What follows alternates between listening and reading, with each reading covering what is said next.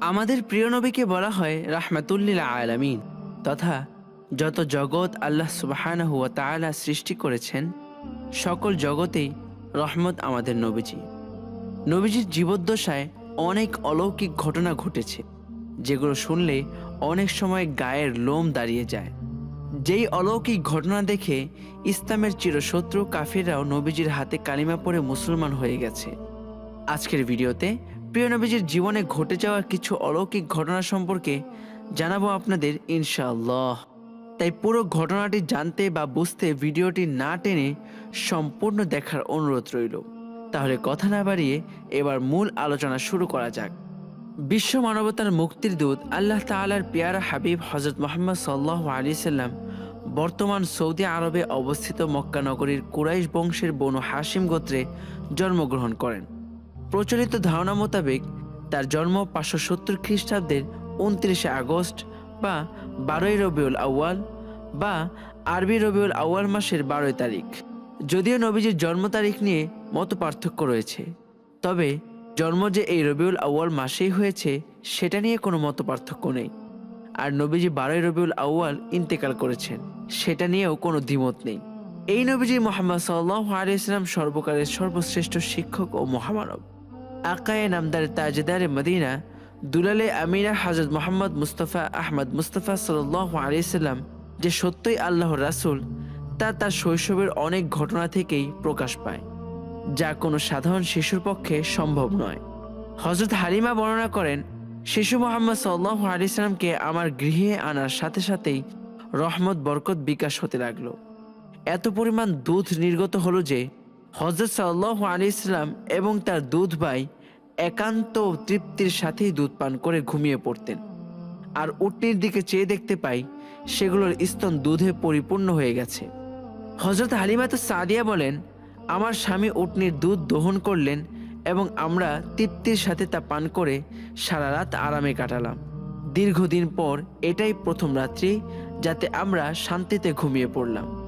আমার স্বামী বললেন, হালিমা, তুমি খুবই ভাগ্যবান শিশু নিয়ে এসেছ। আমি বললাম, আমারও এটাই ধারণা। এই শিশু অত্যন্ত সৌভাগ্যবান। হযরত হালিমা আরও বলেন, মক্কা থেকে ফেরার পথে শিশু মুহাম্মদ সাল্লাল্লাহু আলাইহি সাল্লামকে কোলে নিয়ে যে দুর্বল বাহনটিতে চলতে লাগলাম, মুহাম্মদ সাল্লাল্লাহু আলাইহি সাল্লামের বরকতে বাহনটি এত দ্রুত চলল যে সবার বাহনকেই হার মানালো। আমার সাথী মহিলারা আশ্চর্য হয়ে বলতে লাগলো, এটা কি সেই দুর্বল সাওয়ারি যার উপর আরোহণ করে তোমরা প্রথম এসেছিলে? এরপর বাড়ি এসে দেখলাম সমস্ত বকরিগুলো দুধে পূর্ণ হয়ে গেছে, অথচ কিছুক্ষণ পূর্বে সেগুলো দুধ শূন্য ছিল। আমার গোত্রের লোকেরা তাদের রাখালদের নির্দেশ দেয় যে তোমরাও তোমাদের পশু ওই জায়গায় চড়াও যেখানে হালিমার বকরি চড়ে। কিন্তু তা তো চারণ ক্ষেত্রের বিশেষত্ব ছিল না, বরং গায়েবী মদদ ও বরকতের মধ্যে নিহিত ছিল। তা ওই সমস্ত লোক কোথায় পাবে? এভাবে আমরা প্রায়ই তার বরকতের ঘটনাবলী প্রত্যক্ষ করতাম। আহ, কি রহমত আমাদের প্রিয় নবীজি! নবীজির ব্যাপারে হযরত হালিমাতু সাদিয়া বর্ণনা করেন, তিনি কখনো শিশু মুহাম্মদ সাল্লাল্লাহু আলাইহি সাল্লামকে উলঙ্গ অবস্থায় রাখতে পারতেন না। সেরূপ করলেই তিনি চিৎকার করে কাটাতেন। যতক্ষণ পর্যন্ত তার শরীরের উপর চাদর টেনে দেয়া না হতো ততক্ষণ তিনি ক্রন্দন থামাতেন না। সুবহানাল্লাহ। হালিমা বলেন, যেদিন হতে আমি জানতে পারলাম শিশু মুহাম্মদ সাল্লাল্লাহু আলাইহি সাল্লাম উলঙ্গ থাকতে পছন্দ করেন না, সেদিন হতে আর কখনো তাকে উলঙ্গ রাখিনি। তার দেহ আবৃত্ত করে রাখার জন্য সর্বদা সজাগ দৃষ্টি রাখতাম। ছোটবেলা থেকেই নবীজি কত লজ্জাশীল ছিল। নবীজি বলেছেন, লজ্জা হলো ঈমানের অঙ্গ, আর আমরা তার উম্মত হয়ে দিনকে দিন লজ্জাহীন হয়ে যাচ্ছি। হযরত আব্বাস বিন আব্দুল মুত্তালিব রাদিয়াল্লাহু আনহু বর্ণনা করেছেন, তিনি রাসূল সাল্লাল্লাহু আলাইহি সাল্লামকে বলেছেন, আপনার নবুয়তের একটি মাত্র নিদর্শন ছিল আমার ইসলাম গ্রহণের কারণ। তা হলো তিনি দেখলেন রাসূল সাল্লাল্লাহু আলাইহি সাল্লাম শৈশব অবস্থায় আঙ্গুলি সংকেতে চাঁদকে ইশারা করছেন। রাসূল সাল্লাল্লাহু আলাইহি সাল্লাম যে দিকেই তার আঙ্গুলি ফেরাচ্ছিলেন চাঁদও ঠিক সেই দিকেই আসা যাওয়া করছিল। সুবহানাল্লাহ। রাসূল সাল্লাল্লাহু আলাইহি সাল্লাম নবী হওয়ার এও একটি উজ্জ্বল প্রমাণ। শিশু হযরত মুহাম্মদ সাল্লাল্লাহু আলাইহি সাল্লাম হালিমার গৃহে থাকাকালে কখনো তার উভয় স্তন হতে দুধ পান করেননি। সব সময় তিনি একটি স্তন থেকেই দুধ পান করতেন। অপরটি তার দুধ ভাইয়ের জন্য রেখে দিতেন।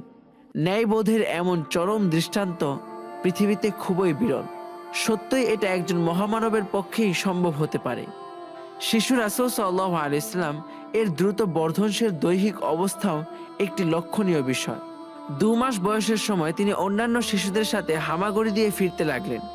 3 মাসের সময় দেয়াল ধরে হাঁটতে লাগলেন। যখন তার বয়স মাত্র 5 মাস তখন বিনা অবলম্বনে হাঁটতে শিখলেন। 7 মাস বয়সের সময় তিনি ফিরতে লাগলেন এবং মাত্র 8 মাস বয়সের সময় তিনি কথা বলতে সক্ষম হন। তার এই গুণগুলো নিশ্চয়ই তার মুজিজার মধ্যে অন্তর্ভুক্ত এবং তিনি উম্মতে মুহাম্মাদীর শাফায়াতের কাণ্ডারী। কেননা কিয়ামতের ময়দানে মহান আল্লাহ সুবহানাহু ওয়া তাআলার পারমিশনে কেবল আমাদের নবী সুপারিশ ক্ষমতা অর্জন করবে। আমাদের নবী ছোটবেলা থেকেই অন্য শিশুদের চেয়ে আলাদা ছিলেন। দোজাহানের সম্রাট রাসূল সাল্লাল্লাহু আলাইহি সাল্লাম অতি শৈশবকাল থেকেই একান্তভাবে পাকসাফ থাকতেন। শিশুরা সাধারণত নিজের পায়খানা প্রস্রাব নিজের অঙ্গে প্রত্যঙ্গে বা জামা কাপড়ে মেখে থাকে, এমনকি তা মুখে দিয়ে থাকে। রাসূল সাল্লাল্লাহু আলাইহি সাল্লামের দুধমাতা হালিমাতুস সাদিয়া রাদিয়াল্লাহু আনহা বর্ণনা করেন, শিশু মুহাম্মদ সাল্লাল্লাহু আলাইহি সাল্লাম কখনো বিছানায় পেশাব পায়খানা করে নিজ অঙ্গ বা কাপড় অপবিত্র করেননি। তাকে বিছানা থেকে উঠিয়ে 2 পায়ের উপর দাঁড় করানো ব্যতীত কখনো পায়খানা পেশাব করতেন না। সাথে সাথে তাকে পরিষ্কার করে দিতাম। তিনি যে আল্লাহ তাআলার সৃষ্ট বিশেষ মানুষ তাতে আমার কোনো সন্দেহ ছিল না। সুতরাং সর্বাবস্থায় পাকসাফ থাকা তার পক্ষে অস্বাভাবিক কিছু নয়। মহানবী সাল্লাল্লাহু আলাইহি সাল্লামের দেহের কিংবা তার শরীরের কোনো ছায়া ছিল না। মানুষের ছায়া কত ময়লা আবর্জনার উপর পতিত হয়, কত পশু পাখি অথবা মানুষের পায়ের তলায় পতিত হওয়ার সম্ভাবনা থাকে, কিন্তু মহানবী হযরত মুহাম্মদ সাল্লাল্লাহু আলাইহি সাল্লামের পবিত্র দেহের ছায়া এইভাবে অপদস্থ হওয়া আল্লাহ তাআলার অভিপ্রেত নয়। এজন্য আল্লাহ তাআলা তার দেহ ছায়াহীন করে তৈরি করেছেন। একই কারণে তার দেহের উপর কখনো মাছি বসেনি, কেননা মাছি অপবিত্র বস্তু হতে জন্ম লাভ করে, তাই মাছির দেহ অপবিত্র, তাই তার রাসূল সাল্লাল্লাহু আলাইহি সাল্লামের শরীরে কোনোদিন স্থান পায়নি। এছাড়াও হযরত মাইসারা রাদিয়াল্লাহু আনহা ছিলেন হযরত খাদিজা রাদিয়াল্লাহু আনহা এর দাস। তাকে খাদিজা রাদিয়াল্লাহু আনহা রাসূল সাল্লাল্লাহু আলাইহি সাল্লামের খেদমতে পেশ করেন।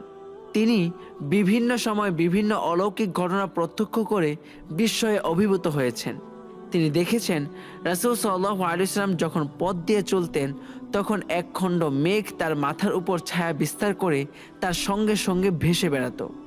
মানুষের প্রতি প্রকৃতির এই যে অযাচিত অভাবিক কার্যকলাপ, এটা নিঃসন্দেহে রাসূল সাল্লাল্লাহু আলাইহি সাল্লামের একটি বড় রকম মুজিজা, যা রাসূল সাল্লাল্লাহু আলাইহি সাল্লামের শৈশবকাল থেকেই লক্ষ্য করা যায়।